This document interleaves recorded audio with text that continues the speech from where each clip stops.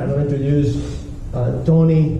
Come on over, Tony. Tony is a champion evangelist for Fortinet, and he's one of the co-founders of no other than ChakaCon. You guys ever heard of ChakaCon? It's in Hawaii. Everybody wants to go and speak in Hawaii, and then the name ChakaCon. It's so easy to get speakers, I'll tell you that. So I'm sure he's got a lot of experiences, and we share a lot of when it comes to the community and what you had to go through to make these events happen. So I look at his profile and I said, yeah, I'd love to have this guy Keynote, and I am looking forward to hear what he has to say today. So without further ado, it's Tony Yandomenico.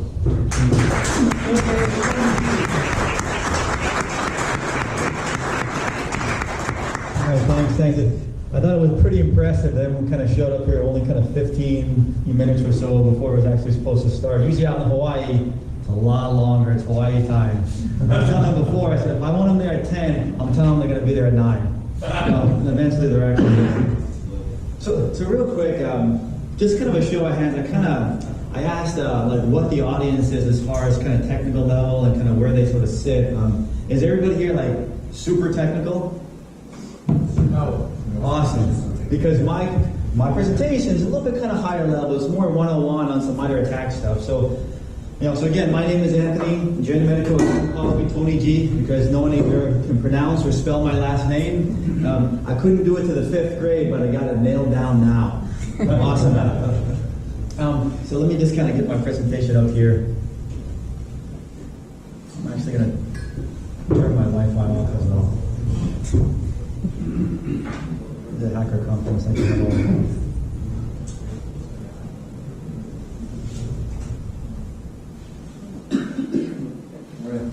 How many people here have heard of Mitre attack? Okay, so a few people. How many have actually operationalized it in their own environment yet? Okay, one back there. Awesome. Oh, cool. So there might be some like nuggets you can glean that you might be able to take back with you. I'm kind of excited about that. So I got, the title of the presentation is really killing them softly with Mitre attack, and I really want to introduce you folks who haven't actually heard of Mitre attack. Talk a little bit about that, and then dive into a little bit more about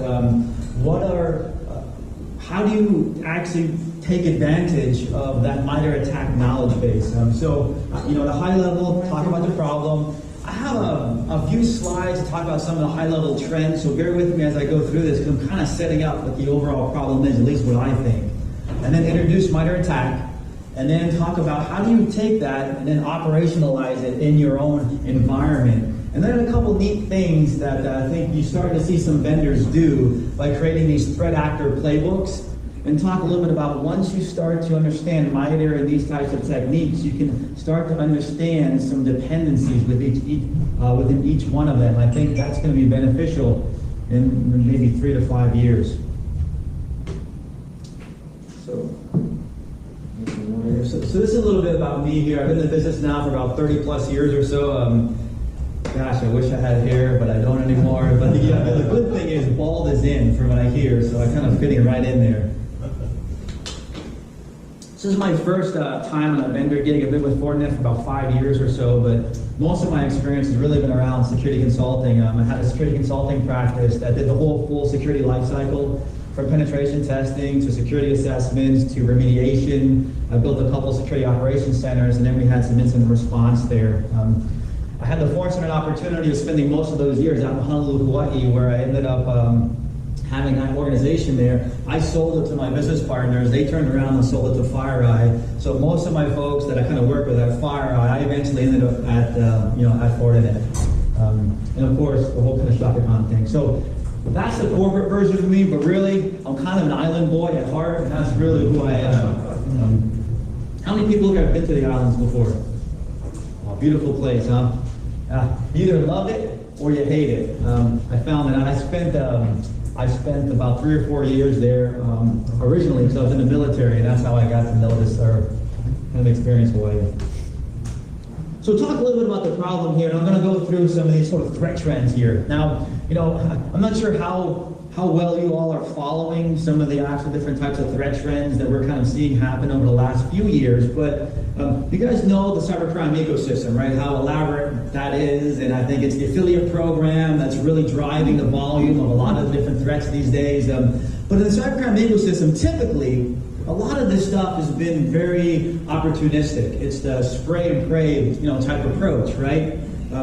We've seen that start to change over the last few years, right? The adversaries out of the cybercrime ecosystem are becoming a lot more targeted, right? Especially when they're trying to drop this ransomware payload. And we've seen it time and time again this year anyway, where their bullseye now is right on state, local governments, cities, and municipalities. They're really hammering in on finding those organizations that have weak cybersecurity programs, and then they're going in and attacking them because it's highly likely that their payload is going to be successfully installed on those machines. You had the city of Baltimore.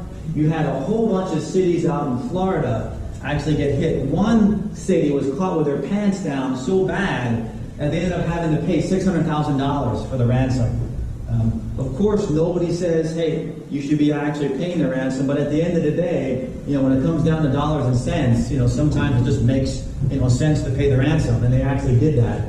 And then you also have here, there's about 22 municipalities who are also infiltrated, and ransomware kind of was dropped in there within Texas. So you kind of start to see this kind of trend here. And I would also mention, when you see, when ransomware first came out, it was affecting usually workstations, right? It was the users who encrypt the files. Now, when they're getting into the organizations, you're looking for the critical assets that those critical business processes are riding over, and they're securing those to squeeze as much kind of, I guess you could say, fear out of you that you're going to end up paying a ransom, because when you drop those critical business processes and they stop working, you're more apt to be able to pay that ransom. So they're putting a little bit more investment into that. I would also say what's kind of interesting, most of these companies that got hit, they had cyber insurance. So they weren't actually paying it. So I'm wondering, are they also doing some investigation and looking for organizations who actually have, cyber insurance, and they're knowing, hey, if we spend the time to hack them, they're probably going to end up, paying the ransom. Right? Yeah, exactly. So that's not here. So also we're starting to see a little bit of the tactics starting to change a little bit. They're going back to old school. Remember maybe 20 years ago how they infiltrate the network. The initial access into the network was usually at the edge, right? They usually kind of were focusing on those edge services and then kind of looking at services that might have been vulnerable and getting in that way. Of course, now we all know it's phishing, right? Inside out, right? They're going in and then going back out. But we are starting to see them look at these edge services a bit more, especially RDP. There's a lot of RDP sessions, but I'm super surprised that they're basically just hanging out there. They're either kind of compromising a vulnerability, or they're looking at the RDP sessions that have credentials. Now, one big one, how many people here have heard of Bluekeep? I know some people have, right? What's the big deal about Bluekeep? It's wormable, right? I mean, that was a big, earlier on in May, they announced this. It was Microsoft, also DHS, and the Homeland, NSA, all urged everyone to patch these actual systems. Why? Because if they were able to successfully exploit this, this could have the ability to spread like all the worms did, like ransomware or like WannaCry and NotPetya. So that was the big deal on that one, and we're starting to see more and more folks, or the adversaries, kind of key on that. I think it was it earlier on this week? We finally started seeing the adversary exploit this vulnerability. Now, of course, we've kind of seen this activity in our labs, but obviously it's now in the Metasploit framework, so it's very easy just to kind of spray that stuff out there. So I think we were kind of seeing a lot of researchers trying to see what the attack surface looked like. But earlier on, I think it was either Sunday or Monday, we saw this actually being actively exploited around sort of Spain area. So I would imagine in the coming weeks or months, we're going to see this worm-like kind of capability. You might actually see something like, WannaCry sort of happen again in the coming months. Another one here, I just want to show you guys this as well. If you're not into the whole understanding how malware can be dropped and sort of distributed, many times now malware is also being distributed through cloud storage apps as well as social media apps, right? They know that we're all using these things, and in our networks we're allowing this stuff to go out. So why not, for example, throw something on my Twitter account, it's a meme, it's actually a picture file, have a dropper on the machine, phone home, grab that thing, leveraging steganography. You have commands within that actual picture file that then that malicious malware can then kind of use. In this case, it wasn't doing a lot, it was collecting a lot of the information, but man, very difficult sometimes to be able to discover this type of stuff. It's basically happening along Blogspot, you got Pastebin, Dropbox, kind of GitHub. A lot of the malicious payloads are hanging out there, waiting for some like phone home and grab them. And then this last one here, and before I move on, how many people are familiar with alternate data streams? How many people that know that malware is kind of stuffing stuff inside alternate data streams? And there's a few, right? I don't see it all the time, but I have seen it for quite a few years. So if you don't know what alternate data streams is, it's basically a feature in the NTFS file system, right? Where you're allowed to, it's almost like if you have you have a bunch of drawers that you can open up and you can put stuff in. And that's basically what alternate data streams is. You're allowed to stuff other things inside a file. And you can stuff a file inside another file. And that's what they were kind of doing here, is they had an actual macro that was then calling this malicious, file or software inside alternate data streams, kind of hiding itself a little bit. So with that, if I gave this presentation to, say maybe a closed room of organizations, and I also, along with this, I gave them detailed reports about all the different types of campaigns and what they were actually doing. What do you think organizations would ask for from a threat intelligence perspective to make this actionable? Typically, what are they going to ask for? Huh? Firewall. Well, they're going to, to be able to detect this stuff. They're going to ask for IP addresses, can it give me the domains, can it give me the URLs, can it give me the hashes? Also, if I'm a vendor, they're going to ask us, where's the signature? Or, if you're dabbling in, AI or ML, they're going to ask, hey, does your algorithms, are you able to detect this type of stuff? And that's what we're seeing them ask for. Why? Because it's kind of easy. They have that capability.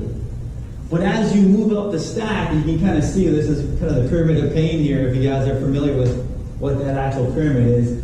Maybe they'll ask for some network hosts and artifacts, but typically they don't have that actual capability. And then lastly, what they should be asking for is tell me the tactics that they need and the procedures, because I want to do the behaviors and be able to understand those behaviors so I can identify them in the environment. But that's tough, because it's very difficult. Now, I really didn't quite sort of get this until a few years ago. I used to do a lot of presentations around the cyber kill chain. Remember back in the day when it was like super popular, cyber kill chain? So I used to talk about, hey, you've got to understand the adversary and the different types of phases that the adversary goes through to complete their cyber mission, and you got to have all this stuff. And I thought I sounded good. I don't know. So people will come up and say, great presentation, Tony, that was awesome. What's the tactics and what's the techniques? Nobody really knew what the adversary was doing. It's like, I want to follow that, Tony, but I don't know what the freaking techniques are. And then it kind of hit me. It's like, no shit. We got to figure out how do we get that information out to those individuals, because really, they had limited understanding of those tactics, those techniques, and those procedures. And even if they did have a little bit of knowledge, how are you going to measure, track, and document this over time to really take advantage of this information? But I think this problem is the problem that Mitre ATT&CK really starts to solve. Now, I think there's a lot of benefits with Mitre ATT&CK, but I think this is definitely one of them. So let me dive into a little bit of what Mitre ATT&CK is. I just got a couple slides here that I'd like to be able to introduce you to, and then from there you can go to the website and kind of browse a little bit more. But what Mitre ATT&CK did over the last few years, this is a project that they said, hey, let me go out there, all open source outlets, let me grab all the security reports from vendors, from different researchers, let me bring it all in and document it so you know and understand all the different, the actual tactics and corresponding techniques that an adversary happened to go through to be able to complete the cyber mission, at least that we know of today. And they documented it all right here. There's 11, well, now there's 12 different kind of tactic categories and corresponding techniques. So, shoots, if you're in the industry, you really don't know, you're not a threat intelligence, threat researcher kind of person, you go to this website and man, there's so much education that you can start to just learn what the adversaries are actually doing. I think it's awesome. So it gives everyone a really good start. So what happens is, as you drill in here, and here for example, here is PowerShell. That's a technique that the adversaries are using, to be able to do whatever they need to do to be able to complete their cyber mission. So it gives you an overview of what the actual technique is, right? It also then tells you some examples, how to mitigate it, some detections, and then what operating systems does that really actually work on? And then what are some of the permissions you need to be able to run this stuff?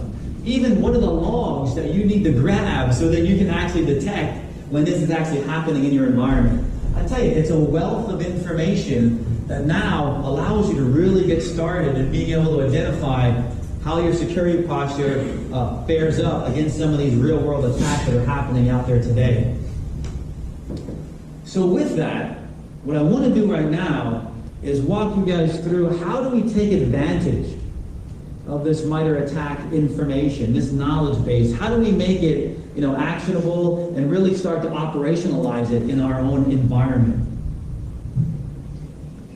Now, when I look at these different types of SOCs here, how many kind of people working on Security Operations Center?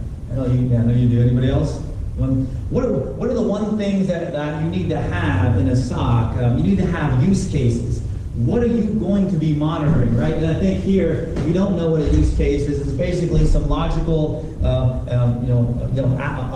actionable and reportable component of a SOC, of a SIM. It basically lets you understand what are you actually going to be monitoring and what type of information do you need to be able to collect to actually effectively do that.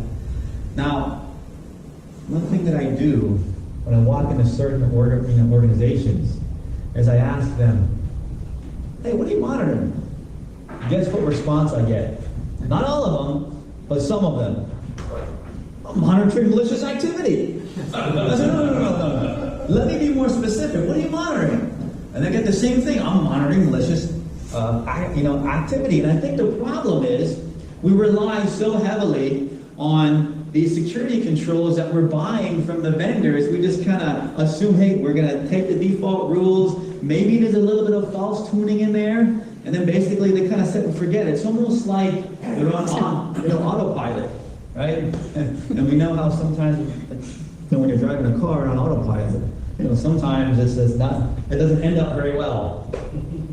So I look at Mitre ATT&CK and these techniques as use cases, right? I mean, you can just, if you don't even have to say, well, how do we get started with use case? Use the Mitre ATT&CK technique. That's an actual use case. I want to monitor for that technique. So then you start going through, and then when you go through everything, now you have a ton of different use cases. Now you're starting to be able to monitor things that maybe your SIM that you bought wasn't necessarily able to do when you first purchased it. So let's go through I got 5 different steps here. I'd like to be able to walk you all through to start to get an idea of how you can operationalize this stuff. So the first thing that you want to do is be able to identify the actual kind of technique, meaning you want to understand a little bit more about it. What is that actual technique itself? So you want to ask yourself some questions here. You know, what is the actual kind of technique? Just get a little bit familiar with that technique. And then what types of platforms do they actually work on? Because you want to start focusing in on the different operating systems that may reside within your environment. You know, also, what are the permissions that's needed? Do you need admin? Or are you able to just kind of do it with regular user permissions? You know, also, what type of data needs to be collected, right, to be able to be able to do that? And then what types of other tools or technologies are you going to need to ultimately be able to protect this? And of course, the one thing that we're going to have to do is figure out a way to be able to reproduce that attack, right? Because when you go through that, you typically want to be able to reproduce what that particular technique was doing, and you want to be able to create that digital dust that that technique leaves behind.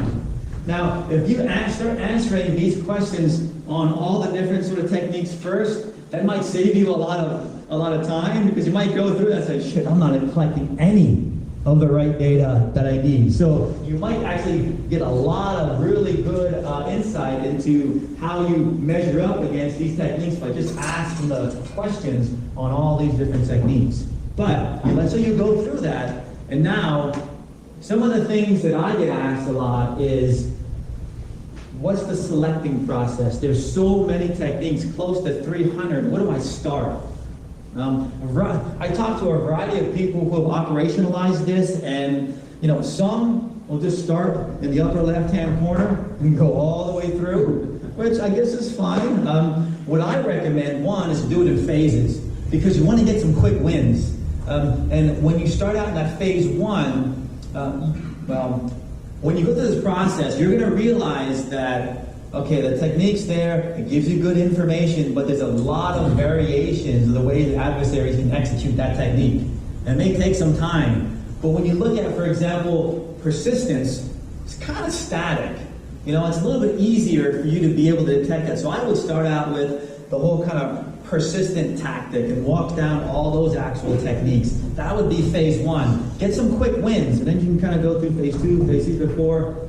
The other approach I've actually seen is individuals would identify some of the techniques that they've kind of seen commonly being used, like PowerShell.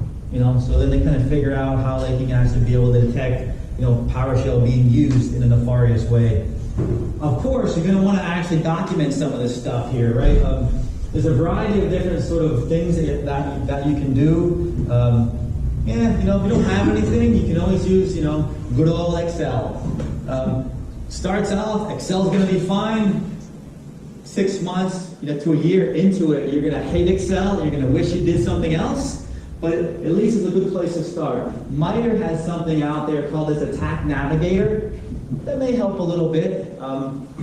But if you have a development team and you have a good relationship with them, you might want to ask them. They can kind of build you a small little app here. You know, I would imagine Walmart's probably got something pretty elaborate, you know, back in your area. And then also, what you want to be able to do is define these different levels. I say keep it simple. Red, you know, red, yellow, green. Red is, I can't find that thing at all. I got zero visibility into that particular technique. Or maybe yellow, I can kind of partially, I'm still missing some things. Or maybe it's green, and hey, I got that one covered. So you start kind of adding those different levels there. So that's a little bit about identifying the actual technique itself. Now, you want to start figuring out, how do I simulate that attack? You know, how do I do that? So one of the things that you could do, I know this is a hacker conference here, and a lot of you are probably able to be able to kind of go in and use a lot of the open source kind of hacking tools, or even some of the commercial tools. You could look at Metasploit Framework, you got kind of Canvas, you got a bunch of other ones out there, you know, PowerShell, you know, Empire, and all these other ones that you could leverage. But also, if you're not an expert in that stuff, you'd be amazed here. There's a lot of other free simulation products that you can use. It basically simulates the attack. It's very benign. It just makes that sort of technique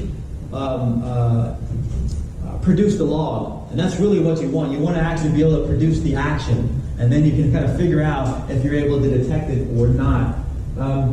Atomic Red Team is super cool for that. ATT&CK, that's a commercial product, but I thought that's actually pretty cool too. And there's this other one here, if you want to use Metasploit, because the problem with using Metasploit right now, if you don't know it very well, and you don't know the exact thing to do in Metasploit and translating that to the attack technique from Mitre, you're going to struggle a little bit. You got to find someone who knows what you're talking about. What these guys did here is they mapped the Mitre attack techniques to the Metasploit framework. So there's another add-on there. So once you install the Metasploit framework, you add this on top of it, and now you can just select the specific attack number, and it's going to execute it. A little bit easier. I haven't used that yet, but I heard it's actually pretty decent. So here's real quick. I know it's super hard to see, everybody, but this is kind of an example here. Here I'm using the Metasploit framework. I have a shell on the actual system now. Let me hold this real quick. I was just kind of telling someone I just turned 50 and my eyes aren't as good as they used to be. So you see what I'm trying to do here right now? What I want to be able to do is do escalator privileges, but first I'm trying to get persistence on the box. So basically what I'm doing is I'm trying to insert a script inside the run registry keys. That's what I'm doing here first. And you're going to notice that, boom, I've been denied. And I just don't have the right access, right? So kind of moving along here, somehow I got to be able to get more access. So, in Metasploit, one of the things that I should easily be able to do, I want to see get UID so I can see who the heck I am. I found that I'm just a user. Oops. Did I start it over again? Yep. So now get system automatically. It's a nice little way for me to be able to try to get system privileges here. But what you're going to find out is, once again, it didn't work. And the reason why it didn't work, I'll tell you. I had this down before. Get here. Go right. Yeah. Everybody know what UAC is, right? No. When you're on a machine, like physically on the machine, and that thing kind of comes up and says, hey, are you sure you want to do this? Any for privileges? Yes or no? You click yes. It's easy. But if you were a hacker or you're trying to attack a machine remotely, you don't have that ability to be able to click yes. So somehow you need to circumvent that. And that's what we got to do now, is be able to get around that UAC. So basically, what I'm going to back to do is in Metasploit, I'm going to find one of the exploits that's already there for me to be able to bypass UAC. Let's process here really quick. Let me just fast forward a little bit. And now what that actually kind of did is it's going to give me another session that now has the right access that I need. So I'm going to hop back in that actual session here after I exploit it. Boom. Looks like it worked. And go into that particular session. So now I want to see who am I? Actually, see this now? It's a little low. But now I'm trying to get system now, and now I got access. Now the fact that I have access, I'm going to go back in and try to establish my persistence. So I'm basically going to do the same regs.exe command in that actual shell, and you're going to see that it's actually going to be successfully pumped in there. So right there, is basically what you would do then to be able to test that specific tactic and corresponding technique. Easy if you know what the Metasploit framework is, but if you don't, of course, some of those simulation tools are really good for you to be able to use. Cool. So from there now you need to, as you start to kind of identify how to be able to simulate that attack, Now we want to start being able to monitor these things, right? I mean, how do we actually monitor or monitor that environment? And one of the things that you want to be able to figure out, do you set up a new environment, like a testing environment, or do you just kind of do it in your production environment? The people that I've talked to over time, I've gone to the Mitre ATT&CK conference, the first year they had, and a lot of people were out there talking about their trials and tribulations and being able to implement this Mitre ATT&CK framework. And a lot of them said, I just do it in the production environment. I just kind of isolate a little area in the production environment, but I want to use my production security controls to really see if I'm able to detect this or not. So I would probably recommend actually doing that. You could set up your own kind of test environment, but gosh, it's a lot of work, a whole lot of work.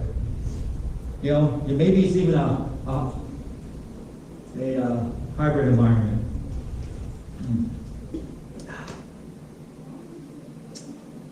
One other good thing really to be able to do is to create a list of all your security controls that you have, because what you're going to find as you go through this process, you're going to find out which ones have the most coverage.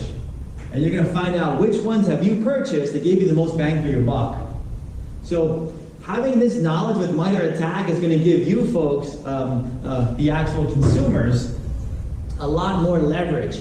I know the vendors realize this, and you can see it now. If you've seen some of the vendors, some of their products, they're all talking about Mitre ATT&CK. They're all starting to implement Mitre ATT&CK framework into their different types of tools now. Also, one of the ones they start out with first is most of the EDR tools, right, that are on the endpoint. But I've also seen a lot of folks start to implement this Mitre ATT&CK framework also in sandbox technology as well. So now, trying to evaluate kind of what your gaps are, right? So you kind of want to focus on what are the actual kind of controls that you're really going to look at. Most of the time, it's really going to be some type of SIM or log aggregator that you're going to be looking for. One important thing that I think you might actually forget as you're going through this is how you validate the actual collection chain. And I'll tell you really what I mean about that here, in a minute. Make sure that you're looking at the security controls itself and the entire chain to make sure that you're not losing it somewhere else. So what I mean here, with the collection chain, so here, you put that actual technique out here, maybe you're simulating it, maybe you're using Metasploit or something like that. The first thing you want to look at, did that technique actually execute, and did the logs kind of generate on the box itself? See what you got there, and then from there, I don't know, maybe there might be a security control you have on there that's maybe going back to some type of management system. Look in there to see if the logs are there, and then of course, you want to be able to come back and see if the logs finally actually got to the SIM itself. Along that way, you might have, a bunch of other, weirdness happening. You got switches, you got routers there, so you want to make sure all that information is going back. You'd be surprised how many times there's an issue. The actual technique worked, but somewhere along the way there was some issue there. And then lastly here, I'm going to be able to review and improve of what you currently have, right? So once you kind of document, you identify some of your gaps, right? You're going to look at different types of configuration changes you're going to need on the security controls. You might need some additional logging that you're going to have to figure out how to put in place. Of course, you might need some rules, some dashboards you're going to have to create in whatever your actual SIM is. But really, ultimately, what you end up doing now is you got, I don't know whether that's an Excel spreadsheet. This happens to be the the Mitre ATT&CK Navigator. You're going to end up with red, yellow, green. Right? Management loves colors, right? So you want to be able to give them that so you can quickly determine if you got gaps or if you don't got gaps, right? And that's how it actually kind of works. And that at a high level, my whole point here was just to show you folks and kind of how easy it really is at a higher level just to start implementing this Mitre ATT&CK framework. I think it's super important and something that hopefully a lot of other organizations are going to start to do more and more. So with that, I'm going to switch gears a little bit and start talking about a few things as you start to get a little bit more mature and you've implemented the actual Mitre ATT&CK framework. What are some of the other things that you're going to be able to sort of glean out of this? One, this starts to help you answer the question. Remember when management will come up to you and they saw something in the news, some new attack, hey, are we protected against this? How do we fare? That's basically what they ask. And what's the answer? Yeah, we're good. Yeah, good. Then you go back and figure out, I don't know, are we?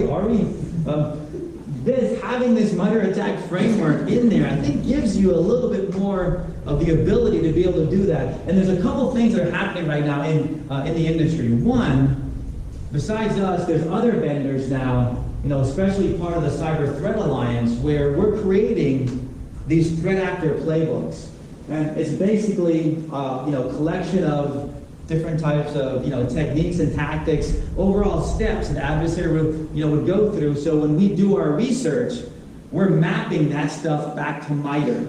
So when you do that, we're also having what we call a playbook viewer. So if you go to our FortiGuard.com, you'll have a playbook viewer there that will show one, threat actor, the different campaigns, and each campaign, what are the actual tactics and corresponding techniques map back to Mitre that they're actually doing. You click on that and you'll see a little bit more information about it. We also have a JSON file that then you can kind of download and kind of implement into your environment. So we're starting to do more and more of that. So there's one side where if you know how well you fare against the attack techniques, you can quickly determine how well you're going to fare against those particular playbooks.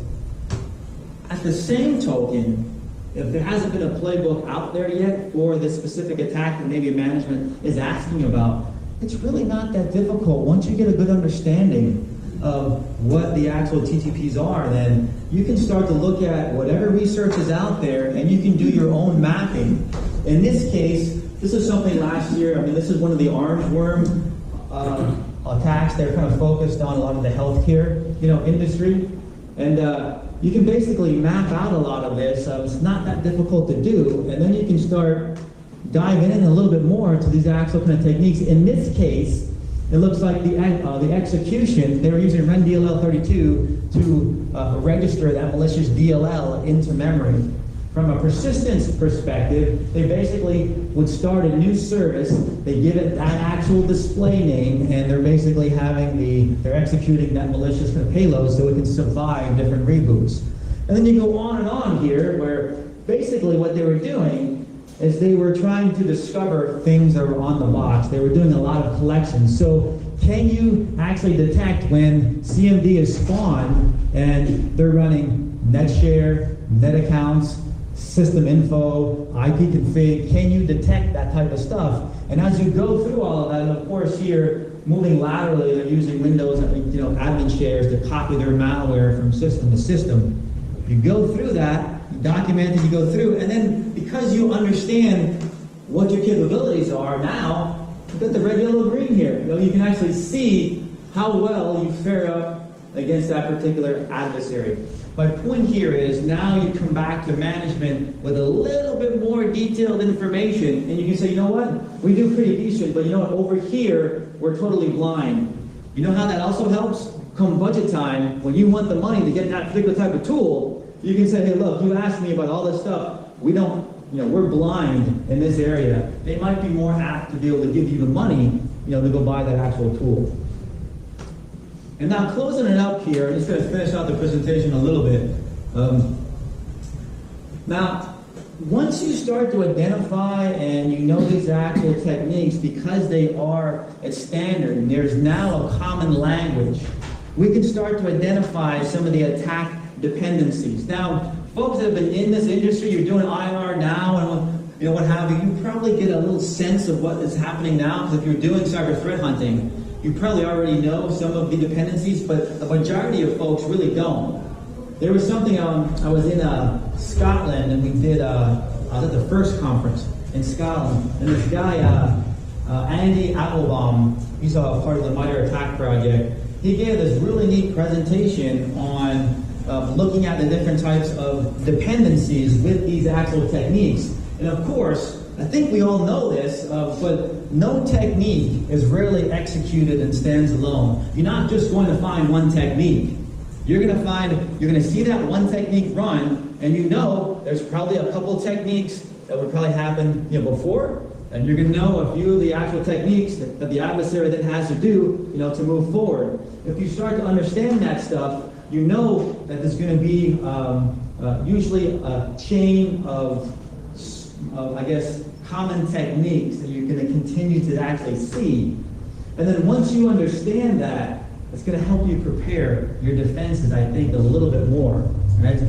It's like that this technique happens, now I know that these things had to probably happen sort of before, or maybe one of the three, and here's the 3 or 4 or 5 that the adversary can actually do next. Little example on that here, it's fairly simple. You hear about lateral movement all the time, but you might think that it's very difficult, but at the end of the day, moving laterally, all the adversary needs is 3 different things. One, they need to be able to have the right access, right, to move. So, there's all types of different types of credential attacks. There's token stealing, a whole bunch of sort of ticket stealing, kind of so on and so forth. The golden kind of ticket, the silver ticket, yada yada yada. Once they have that, now they have to figure out a way to be able to copy their malware from system to system. You can do that through our remote desktop. You can use, PS-exec, with a lot of the adversaries do, and then they know that admin shares are always on the box, so they can kind of copy off of those. And then finally, they got to be able to get their malware to execute. They can use PowerShell, they can use WMI, or exploit a vulnerability to be able to do that. But at a high level, these are the 3 things. But you see this here, all that stuff is a bunch of words. If someone else kind of did this exact slide, the information would probably at a high level be the same, but this wording might actually be different. Now, because of the Mitre attack now in the same language, now I have a systematic, documented common language now that I can use. And when you have this now, I think that allows you to start seeing some dependencies. I'm excited right now to see in the near future where we see different technologies go for this automatic threat hunting now. So if you're able to look at these different types of techniques, find some of the actual logs, or the digital dust that's actually left behind, make sure you can associate that with the technology. Now when they see that, now the actual, the machine now can say, okay, well, I'm going to start hunting for things that happened before. I'm going to start hunting for the things that I know have to actually happen next. I'm looking for evidence of that within the logs. And I think that real quickly can start to help you understand the scope of a breach. Yes? Is anybody doing that technique chaining today with their associate? I don't think we have enough data yet. Yeah. Actually, the Mitre guys are. So you see a little bit of it now. I mean, they're able to do it because and the way that they're doing it is through reports. Yeah. So they're not really seeing it kind of real world. But I will say this, Mitre Attack, I think, is kind of coming out with a membership, and I think you're going to start to kind of see this on a much larger scale, because a lot of other organizations, I think, are going to be providing this information. The more we get the actual more data, then we can start using analytics and see real world what that actually looks like. So, folks, I'll kind of leave you with this, and I think, in my mind, I love this slide because Muhammad Ali actually said it best. The hands can hit what the eyes can't see. If you don't have that granular visibility into your environment, it's really going to be tough. You're flying blind. So I really would encourage you folks, if you guys don't actually run your SOC, talk to your SOC folks and ask them if they've introduced the Mitre attack framework, how they operationalized it, and just encourage them to actually do so. Because it's pretty cool, some of the things that you can do. I'd say on the other side, though, for the offensive side, I think there's some interesting things as well. Mitre has some open source software that they created, Caldera, which actually kind of does some automated, AI offensive stuff. What they do is you basically can create basically a mission. Say, hey, this is what I want to do. Kind of click that, and here are the actual kind of overall sort of like techniques I want to use. Boom, and then you run it, and then it tries to kind of figure out, okay, if I got access here, then I'll do this, and this. So you start to see that coming to fruition now. I'm really excited to see what happens in the near future. So with that said, I thank you for your time, and that concludes our presentation.